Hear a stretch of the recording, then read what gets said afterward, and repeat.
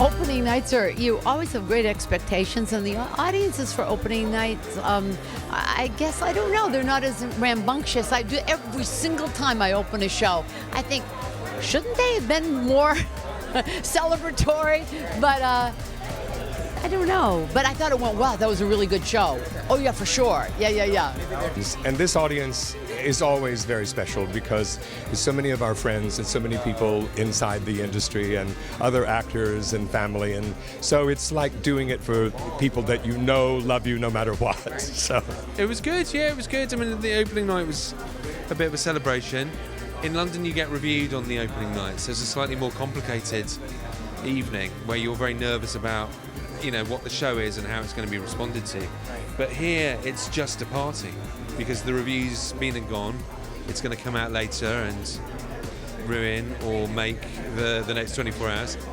So tonight was just really good fun, and it was exciting in there, and the audience was excitable, lots of family and friends, and it's a great, generous play to share with a home crowd because there's just so many laughs. What a good group, man. Megan Hilty and David, and just incredible. Every single one. It's a real Danny David. It's a real ensemble, and everybody always says that. But in this one, because you have to depend on everybody so much, it's absolutely true. There's no doubt, and everybody gets to shine, which is, you know, Michael Frayn's accomplishment. It's a brilliantly written comedy, and just getting to try and serve what Michael Frayn wrote is really the challenge, and do it in a way that sort of matches what he had in mind, because that's when I feel the play works best. It's just when you do what Michael Frayn wrote.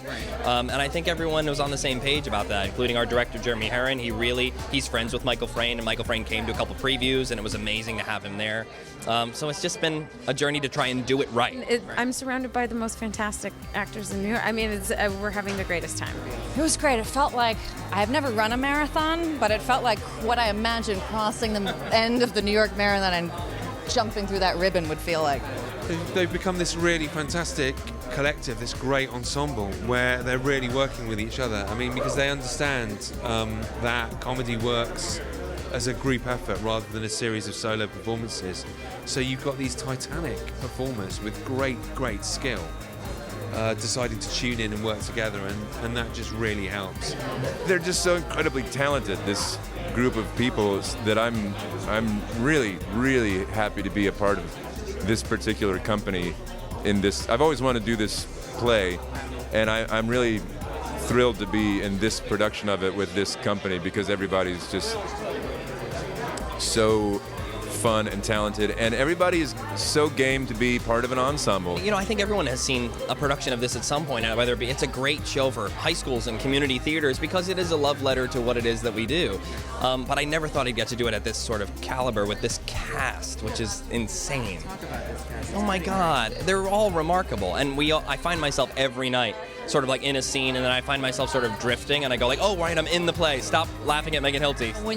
When a play's been done so often, it's really hard to get outside of what the norm is, but I think everybody's done that. I think it's a real tribute to their skills as actors and comedians. I had seen my friend Paul Fitzgerald play Gary in the last production, and we went out to Joe Allen's after the show, and I said, I never want to do this play because you must be exhausted. Act 2 was very hard to put together because it has to time out with nothing on the play that's happening upstage, you know. So it took a while to figure that out, but we got it. I think. I don't know. Act 2 took like 2 weeks just to stage Act 2 out of our 4-week rehearsal period because it is so involved with 2 plays happening simultaneously. And Michael Frayn, the playwright, actually wrote the script in double columns so that on this side is noise is off and on this side is nothing on. And so this character does this in time to enter here to do this in this play. So we have to listen so hard. Basically, you know, there's like a 20 minutes of silence that's all just physical. That was hard because you have to sort of focus on what's happening on stage and also backstage, and it's just like it's almost like a dance. There's so much confusion that you want to put confusion in the audience's mind, but it needs to be absolutely clear. So the actors need to know exactly what's happening when, and that just is a beast to rehearse. It just takes so long. in order to make it look like it's nothing special. So I suppose the weirdest thing for directing it is that you're working your arse off and you're realizing that you're not going to get any credit for it at all, because everyone's just going to go, oh, that's just what people do. So there's something philosophically quite good about that I like about that. I find all of it really challenging. The comedy has to be so precise. It's written, even if you change a word, the sentences don't get laughs.